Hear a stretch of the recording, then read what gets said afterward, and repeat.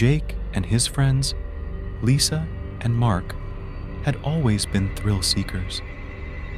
When they heard about the ancient cave hidden deep in the forest, they couldn't resist. Ignoring the warnings from locals about unpredictable weather, they packed their gear and set off early one crisp morning. The cave's entrance was hidden behind a thick curtain of vines.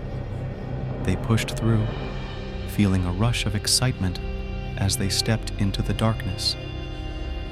Jake lit a torch, casting flickering shadows on the damp walls. The air was cool and filled with the scent of earth and moss. As they ventured deeper, the passages narrowed and the ground became uneven. They laughed and joked, taking pictures and admiring the strange rock formations. The cave seemed endless, with twists and turns that made it feel like a labyrinth. Hours passed without them noticing. Suddenly, a distant rumble echoed through the cave. Mark paused, frowning. "Did you hear that?" he asked. The others shrugged it off as just the sounds of the cave settling. But the rumble grew louder, more persistent. A sense of unease crept over them. Then they saw it. Water, trickling down the walls, pooling at their feet. The rumble was now a roar, the unmistakable sound of rushing water. Panic set in as they realized the cave was flooding. They turned back, but the path they had taken was already submerged. Desperation set in. "We need to find higher ground," Jake shouted. They scrambled up a rocky incline, the water rising rapidly behind them. The cave that had seemed so inviting now felt like a trap.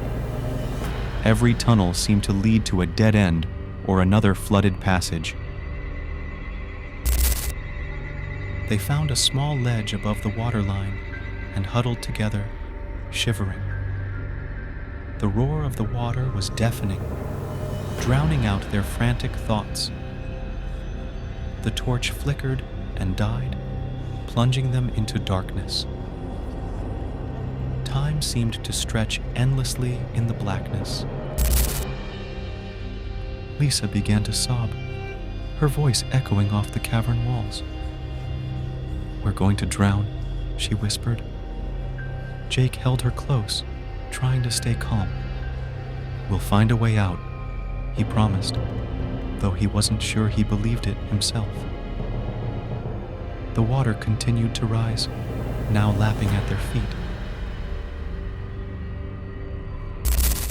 Just when they thought all hope was lost, Mark noticed a faint glimmer of light above them. "There," he pointed. They climbed, their fingers numb and bodies exhausted. The light grew brighter, guiding them to a narrow shaft. It was a tight squeeze, but they pushed through.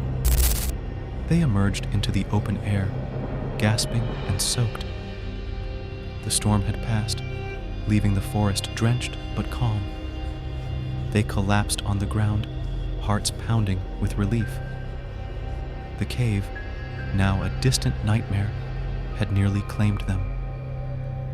They vowed never to ignore the power of nature again.